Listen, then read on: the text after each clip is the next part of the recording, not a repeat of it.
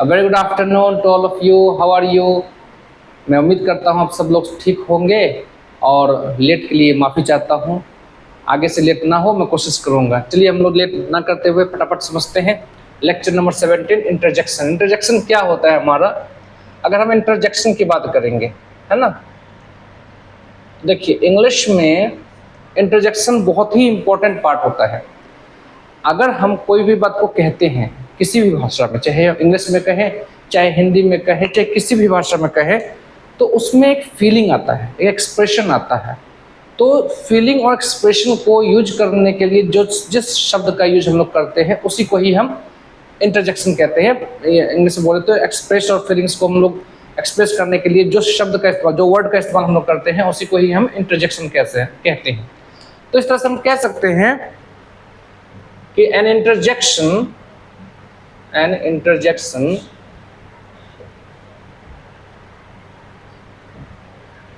expresses sudden feeling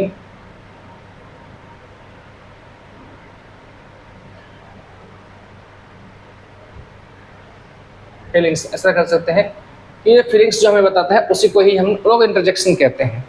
definition पूछेंगे नहीं कोई, तो इसीलिए डेफिनेशन को ज़्यादा अच्छी तरह से नहीं समझते हैं, मतलब समझते हैं इसके जो हमारे इंटरजेक्शन के जो वर्ड्स होते हैं वो कुछ पॉइंटों में बांटे जा सकते हैं। जैसे कि अगर हम कहें पहला नंबर पार्ट कि इंटरजेक्शन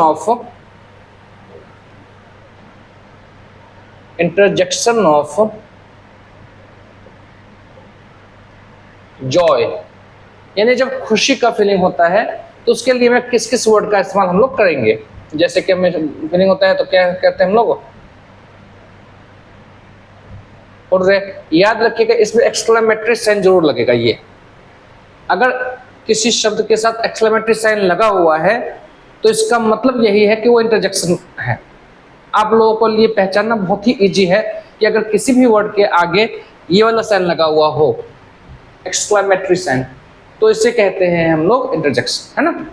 हुर्रे, खुशी के लिए, जैसे हम लोग बोल सकते हैं hurray I have won the match, है ना, I have won the match, won the match, खुशी इतना है कि मैच जीत गए हम लोग, है ना, बहुत खुशी है, तो उसके लिए हम लोग हुर्रे का यूज करते हैं, है ना। इसके अलावा हम लोग बोल देते हैं वाओ, जब कोई चीज देख के हम लोग कोई चीजें खुश होते हैं, है ना, तो उसके लिए हम लोग वाओ का इस्तेमाल करते हैं। वाओ इट्स वेरी ब्यूटीफुल, है ना, लाइक इट इज ब्यूटीफुल। इस तरीके से हम लोग कह सकते हैं, वाओ का इस्तेमाल कर सकते हैं। इसके अलावा हम लोग अगर किसी का अप्रिसिएशन करते हैं तो भी हम लोग बोलते हैं ब्रावो, वेल डन, इस तरह से, है ना, ब्रावो। इस तरह के शब्द को जो इस तरह के शब्दों का इस्तेमाल हम लोग करते हैं तो वो हमारा इंटरजेक्शन ऑफ जॉय, मतलब ऐसे वर्ड का इस्तेमाल हम लोग करेंगे जिसके लिए क्या होगा, हमारा फीलिंग जॉय के लिए हो, मतलब खुशी के लिए हो, तो ऐसे वर्ड के लिए हम लोग क्या करते हैं, इंटरजेक्शन का इस्तेमाल करते हैं। उम्मीद है आप लोग समझे होंगे। इसी तरह से अगर हम लोग दूसरा केस समझे इसका, तो अब यहाँ पे जॉय है तो सौरव भी होगा, दुखी भी होगा, है ना, तो इसको भी कर सकते हैं इंटरजेक्शन ऑफ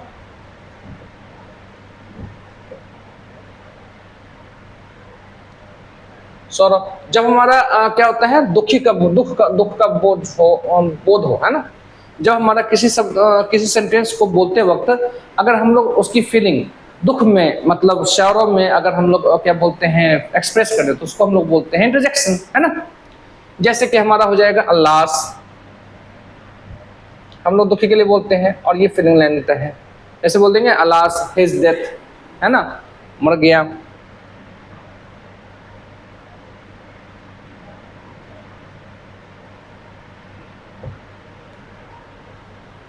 इसके अलावा हम लोग बोलते हैं हाउ डिस्गस्टिंग, दुखी है हमारा, है ना,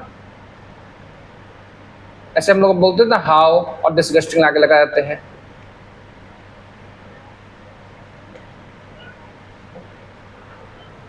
तो इस तरह के हम लोग वर्ड को हम लोग क्या बोलते हैं, सॉरो कहते हैं। कोई दिक्कत? इसी तरह से अगर हम लोग फीलिंग देखेंगे थर्ड केस अगर देखेंगे हम, तो अब जॉय हो गया हमारा, सौरव हो गया, खुशी का बोध और दुखी का बोध तो हो गया। फिर कभी कभी हम लोग जैसे कोई मैच देखते हैं, है ना, या कोई काम करने के लिए किसी को बोलते हैं, तो उसमें हम लोग एप्रिसिएशन भी करते हैं, उसको हम लोग प्रेज भी कहते हैं, करते हैं, मतलब उसको हम लोग क्या बोलते हैं, मोटिवेट करते हैं, ऐसे शब्दों के लिए भी हम लोग करते हैं, है ना, जैसे कि वेल डन, हम लोग बोलते हैं ऐसे, वेल डन, बहुत अच्छा किया आप लोगों ने, इस तरह से करते हैं, उनको प्रोत्साहन देते हैं कि ब्रेवो, और उसको हम लोग कैसे बोलते हैं कि वाओ, इस तरह के वर्ड भी इस्तेमाल करते हैं। तो इन सब जो वर्ड के लिए हम लोग क्या करते हैं, इस तरह के फीलिंग कहते हैं, इसको हम लोग बोल सकते हैं एप्रिसिएशन, है ना, एप्रिसिएशन,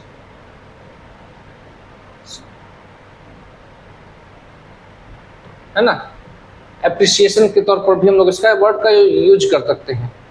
अगर हम लोग फोर्थ केस को समझे इंटरजेक्शन में, तो हमारा इसमें और भी क्या हो सकता है, इसमें हमारा हो सकता है जैसे हम लोग किसी को कॉलिंग करते हैं ना, तो इंटरजेक्शन ऑफ कॉलिंग, है ना,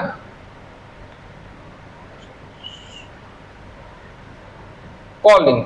अब ये कॉलिंग क्या होता है, जैसे हम लोग किसी को बुलाते हैं, आवाज देकर बोलते हैं ना, हे कम हियर, है ना, ऐसे, ओ भाई, ऐसे बुलाते हैं हम लोग, उस तरीके के वर्ड के लिए हम लोग क्या करते हैं, इंटरजेक्शन कहते हैं, कॉलिंग के लिए, है ना, हे लिसन टू मी, है ना, लाइक दिस।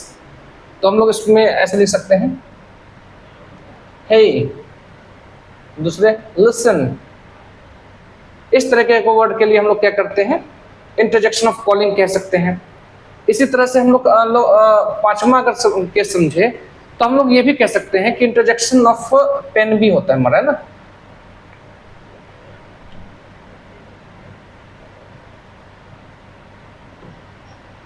कभी दर्द महसूस होता है ना, तो उसके लिए भी हम लोग क्या करते हैं, इन कुछ वर्ड का यूज करते हैं एक्सप्रेस करने के लिए। जैसे बोलते हैं ना, कभी किसी लड़कियों को चोट लग जाता होगा, तो आप लोग सुने होंगे, वो लोग कहते हैं आउच, ऐसे, और लड़के लोग बोलते हैं ओह क्या कर दिया, ऐसे, आह। ये हमारा क्या होता है, जब दर्द होता है या कोई पेन चुभता है या कुछ भी होता है, तो सडन फीलिंग जो हमारी आती है, उस तरह के वर्ड के लिए हम लोग बोलते हैं इंटरजेक्शन ऑफ पेन, है ना। तो हम लोग कह सकते हैं आउच, है ना, और ओह ऐसा भी कह सकते हैं, है ना, हम लोग कह सकते हैं आह। तो ये हमारे 5 केसेस मैंने बताए हैं, और भी केसेस हमारे कुछ आप लोगों को याद आ रहे हैं तो कमेंट सेक्शन में बता सकते हैं। और बाकी मेन फीलिंग्स आप लोग समझ ही गए होंगे कि ये हमारे सब एक्सप्रेस करने के तरीके, ये सब वर्ड का इस्तेमाल हम लोग करेंगे। इन सब चीज़ों के बारे में आप लोग इंटरजेक्ट, जब हम लोग जब मैं आप लोगों को सेंटेंस पढ़ाऊंगा, है ना, तो सेंटेंस में भी हमारे जब एक्सक्लामेटरी सेंटेंस जब हम लोग पढ़ेंगे, तो उसमें भी इंग्लिश वर्ड का इस्तेमाल करके हम लोग सेंटेंस को बनाते हैं। तो सेंटेंस के हिसाब से एक्सक्लामेटरी सेंटेंस में यूज होगा, और अगर हम पार्ट्स ऑफ स्पीच के हिसाब से देखेंगे, तो ये सारे के सारे इंटरजेक्शन हो जाएंगे, है ना। तो ये सारे के सारे वर्ड जो हमने लिखे हैं, ये सब हमारे क्या है, पार्ट्स ऑफ स्पीच, ठीक है ना। उम्मीद है आपको ये वीडियो पसंद आई होगी। इसको वीडियो को पॉज करके इसको लिख ले और नोट्स बना ले। अगला वीडियो जो हमारा कल जरूर देखिएगा, उसमें हम सेंटेंस पढ़ेंगे और सेंटेंस के काइंड्स और पार्ट्स पढ़ेंगे। उसके सेंटेंस पढ़ने के बाद फिर हम लोग टेंस पढ़ेंगे, ठीक है। Thank you.